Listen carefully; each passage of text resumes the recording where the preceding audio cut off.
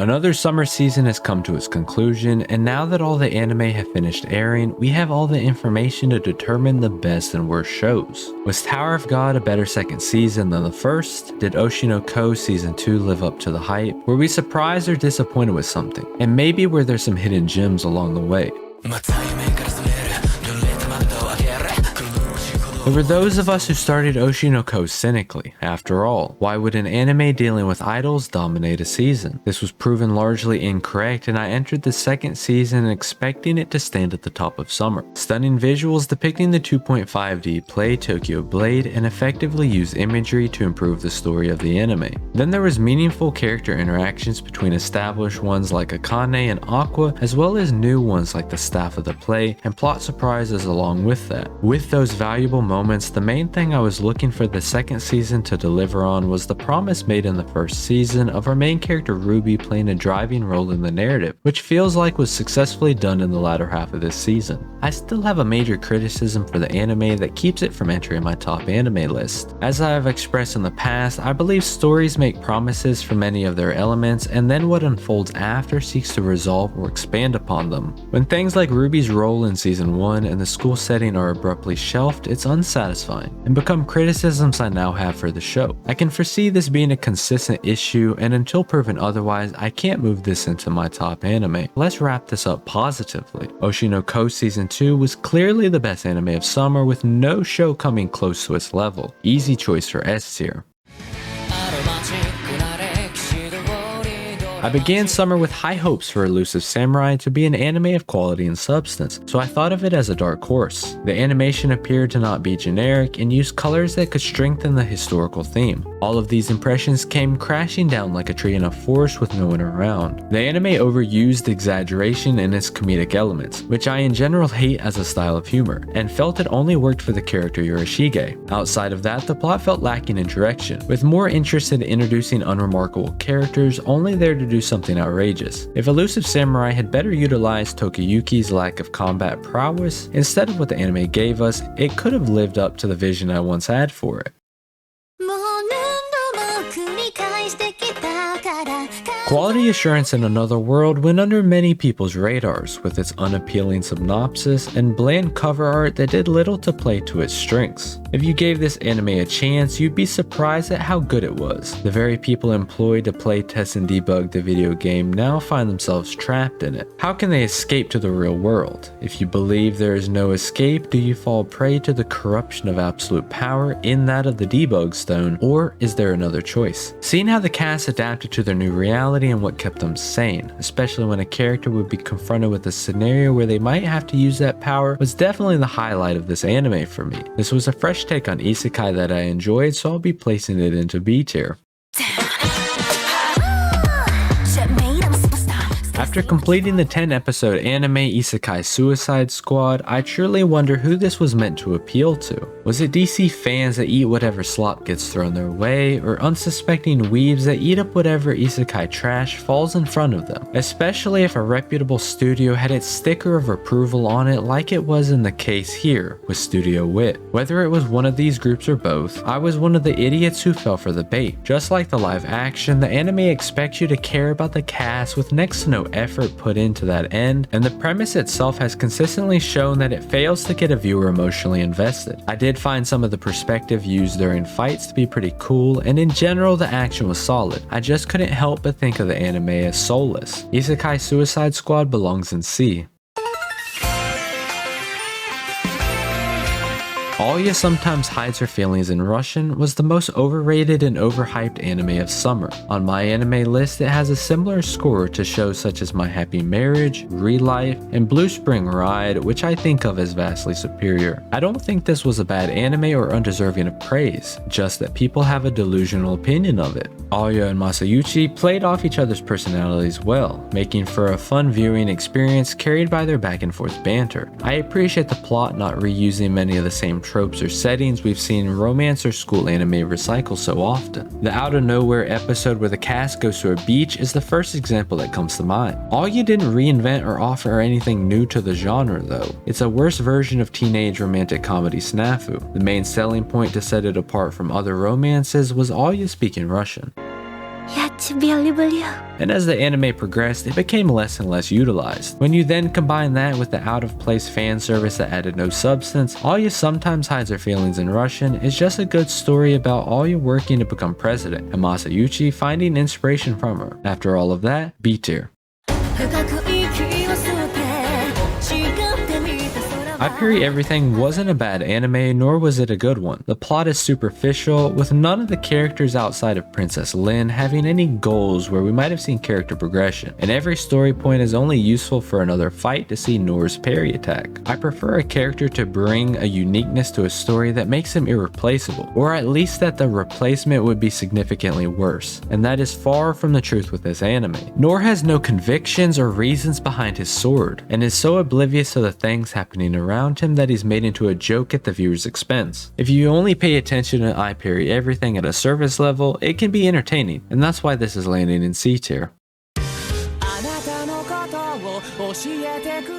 Are you a fan of Konosuba making a mockery of the Isekai tropes that plague the subgenre? Have you considered maybe the biggest threat to the world isn't the Demon Lord, but the hero summoned to defeat them? No longer allowed in another world declares these Isekai invaders are the problem, and who but the suicidal author Dazai Osamu from Japan would be equipped to defeat them? The humor of the anime came across well and didn't feel forced. The characters had engaging backstories that added to the plot, and the main sentiment of the people Isekai being invasive and destructive to the societies of the world came across. I mean, why wouldn't they be? Many of those summoned were losers who had given up on life and are now only interested in using their powers for their own self-indulgent desires. No longer allowed in another world is A tier, and by far the standout Isekai of the season. Shoshumen, How to Become Ordinary was a solid anime that lived up to being a part of the mystery genre. My takeaway from the show is that the mysterious incidents weren't what was meant to be unraveled. Instead, it was a unique time in Kabuto and Osanai's lives to figure out. Adolescence shapes and defines us, but is also complicated. As we experience cognitive and identity development, we grow past many of the egocentric thoughts we once had, and are less bound to concrete events. The mystery of how to become ordinary depends on whether or not Kabuto and Osanai can integrate into society without hiding their fears behind one another. I value the oddness of Shoshumen, so I'll place it into B. I was skeptical about Tower of God Season 2 after what I considered an okay first season. There were many issues with the plot not feeling coherent in its direction and doing a poor job of building a connection between the viewer and the characters. In the first half of the second season, the plot provided information in a much more clear and comprehensive manner that had previously been lacking. Characters like in the case of Wagner, we get to experience proper development. The biggest standout to me would be the shift with Bomb. He's playing a much more active role in the events around him like I'd expect from a main character instead of whining and looking to Rachel for confirmation of everything. As we move forward, the biggest problem I have is the lack of world building. The tower and its floors remain vaguely explained, and the role of the many different factions isn't well defined. Hopefully the workshop arc can remedy the problem. This was much better than the sentiment around it would lead you to believe. A tier. 2.5-dimensional seduction. If this was something you enjoyed, I know what kind of man you are.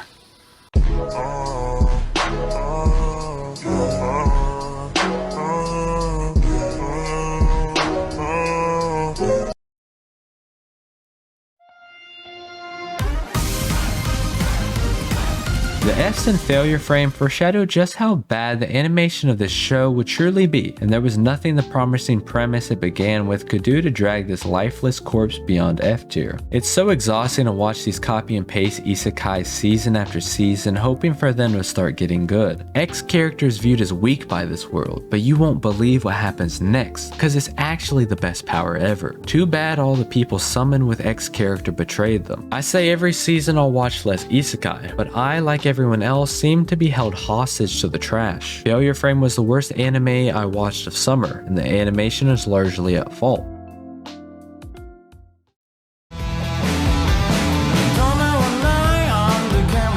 dedication to creating a world where demons and humans can coexist was an interesting premise to capture my attention. Unfortunately, the strongest magician in the Demon Lord's army went off the rails pretty quickly, through what seemed like a budget running out for the animation and story. This resulted in horribly animated monstrosities and plot points around characters we've barely been introduced to. It's difficult to continue showing interest in an anime that feels like the creators themselves don't care about making something good out of it, so I'll be placing this into D tier. Historia is such a bland attempt at the magical school theme, but it's my fault above all else for giving this type of anime a chance in the first place. Reign of the Seven Spellblades, Akashic Records, Chivalry of a Failed Knight, and now Historia are just some of a long list of titles that use the same one-dimensional characters in a cliche plot as a template, which is then rewarded with community interest. Oh, but this one, the MC is OP, but not with magic because he can't use it. Surely the mangaka came up with this unique idea for a character all on their own, and not copied MASH after seeing the success of Mashal. Joke, of course. I would never disrespect Fujino Omori, who created Mchi. Historia is going into D tier.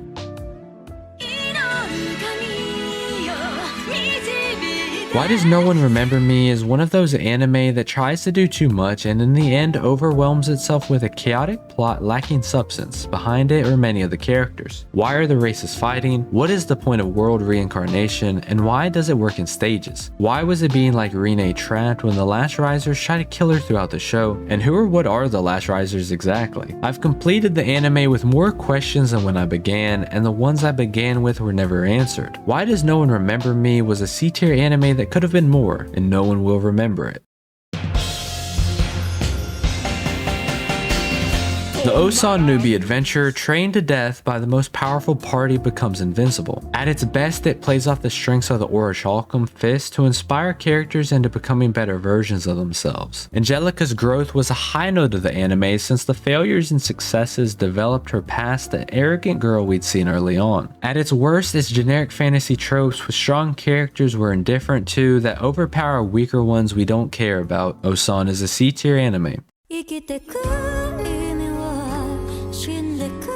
Bye Bye Earth had an aesthetic present in the trailers that aligned with my taste visually. After forming my first impressions, I looked forward to watching, landing it into my dark horse tier. I can honestly say that I'm not equipped to fully appreciate this anime, since I don't often connect on an emotional level with music. Music is used here to more than just elevate the impact of a scene, but plays an integral role in the story's progression, as well as giving us a lens into a character's turmoil. Belle's lack of connection to the people around her that makes her feel like an outsider. An Adonis seeking connection with something or someone, since it's been denied to him his entire life. I now see why Kevin Penkin has so much respect in the community. Outside of the music, Bye Bye Earth makes the uncommon choice of telling a whimsical fantasy, which I love to see, since it seems everyone is less interested in telling a story like that in the modern era. I would say this firmly lands in A tier. That will be my final thoughts for summer, which I found in general to be less agreeable with the popular anime from the season than usual, but there were many low-key shows that were carrying it for me. Let me know how you felt as well as the opinions you disagreed with.